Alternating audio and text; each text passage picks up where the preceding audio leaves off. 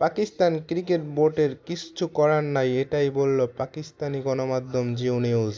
তাদের সরকার যদি বলে তারা বিশ্বকাপ থেকে সরে দাঁড়াবে, এমনটাই দাবি পাকিস্তানি নিউজ জিও নিউজের। পাকিস্তান আজকে 15 সদস্যের দল ঘোষণা করছে, তো পাকিস্তান ক্রিকেট বোর্ড যা বলল এর বিশ্বকাপ খেলা পুরোপুরি নিশ্চিত না, দাবি পাকিস্তানি গণমাধ্যমের। ভিতরেই পাকিস্তানকে চাপে ফেলতে ইন্ডিয়ান চ্যানেলের একের পর এক নিউজ। কোন রকম যদি বিশ্বকাপ থেকে সরে দাঁড়ায় পাকিস্তান, তাহলে নাকি আজীবনের জন্য নিষিদ্ধ হতে পারে আইসিসির তরফ থেকে পাকিস্তান, এমনই দাবি ইন্ডিয়ান গণমাধ্যমের।